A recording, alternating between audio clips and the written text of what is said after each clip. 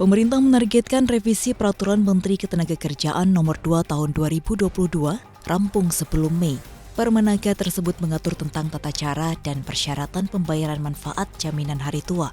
Nantinya aturan itu akan dikembalikan kepada Permenaker sebelumnya. Namun ada penambahan pasal-pasal kemudahan bagi pekerja untuk melakukan klaim jaminan hari tua. Sebelumnya Permenaker ini memang diprotes keras dari kalangan buruh. Pasalnya pencairan iuran hanya bisa dilakukan saat peserta berusia 56 tahun, kecuali bagi peserta yang mengalami cacat total atau meninggal. Adapun manfaat JHT di usia 56 tahun berlaku bagi pekerja yang berhenti kerja, baik karena mengundurkan diri, terkena PHK, atau yang meninggalkan Indonesia selama-lamanya. Menurut Menteri Ketenagakerjaan, Ida Fauziah, nantinya pemerintah tidak mengatur batas usia pensiun pekerja yang bisa mencairkan JHT. Para pekerja yang mengundurkan diri dapat mencairkan JHT secara tunai dan sekaligus. Setelah melewati masa tunggu 1 bulan, sejak tanggal surat persetujuan pengunduran diri, dari selain itu, pekerja yang berstatus korban PHK juga dapat mencairkan JHT secara tunai dan sekaligus. Setelah melewati masa tunggu 1 bulan, terhitung sejak tanggal yang bersangkutan terkena PHK.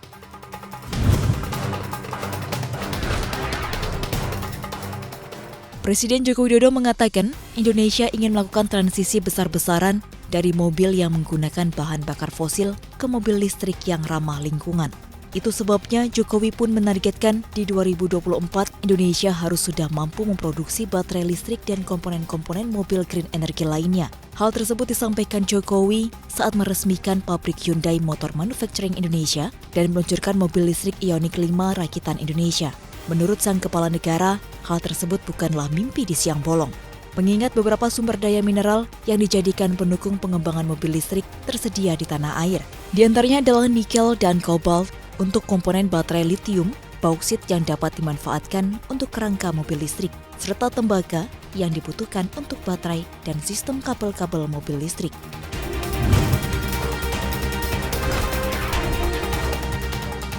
Harga eceran tertinggi atau HET minyak goreng curah menjadi Rp14.000 per liter. Angka ini naik dari HET minyak goreng curah sebelumnya yang ditetapkan di Rp11.500 per liter. Meski telah ada aturan terbaru, namun hal tersebut belum tersosialisasikan kepada pedagang-pedagang pasar. Berdasarkan pantauan di Pasar Palmerah, Jakarta Barat, minyak goreng curah dijual dengan harga Rp16.000 hingga Rp17.000 per kilogram. Para pedagang mengaku harga ini sudah turun dari yang sebelumnya dipatok Rp19 hingga Rp20.000 per kilogram. Menurut informasi kaum pedagang, minyak goreng yang langka adalah minyak goreng dalam wujud kemasan. Sementara untuk minyak goreng curah yang biasa digunakan pedagang gorengan, stoknya selalu tersedia di pasaran.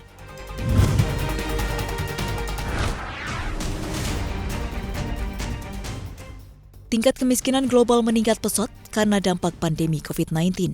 Termasuk masyarakat di Asia Tenggara. Asian Development Bank melaporkan setidaknya 4,7 juta orang di Asia Tenggara masuk ke tingkat kemiskinan ekstrim pada tahun 2021 dikarenakan 9,3 juta orang kehilangan pekerjaan.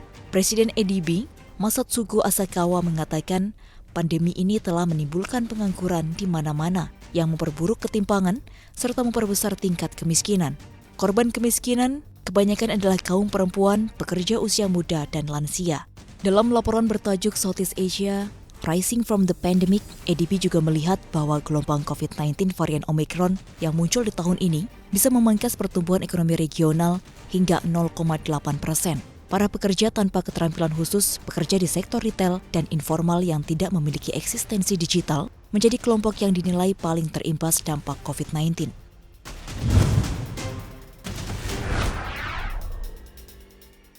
Rusia menjatuhkan sanksi larangan masuk ke negaranya kepada sejumlah pejabat di Amerika Serikat, termasuk Presiden AS Joe Biden. Sanksi itu dilakukan sebagai pembalasan terhadap AS. Tak hanya Joe Biden yang masuk daftar hitam Rusia, Kementerian Luar Negeri Rusia juga memasukkan Menlu Antony Blinken, Menteri Pertahanan Lloyd Austin, hingga mantan Menteri Luar Negeri Hillary Clinton.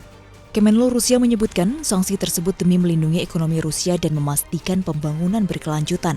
Langkah balasan ini akibat sanksi yang dijatuhkan Amerika Serikat dan sekutunya. Sanksi barat itu dikabarkan menggoyang ekonomi Rusia. Moskow telah mengirim sinyal bahwa mereka akan gagal membayar utang lantaran setengah dari cadangan devisa Rusia atau sekitar 315 miliar dolar AS telah dibekukan oleh Barat. Menurut JP Morgan Chase, gagal bayar paling cepat terjadi di hari Rabu ketika Rusia harus menyerahkan 117 juta dolar AS pembayaran obligasi pemerintah dalam bentuk dolar. Sejauh ini, Rusia juga telah mencari bantuan ekonomi dan militer dari China yang tetap menjaga jarak selama invasi Ukraina.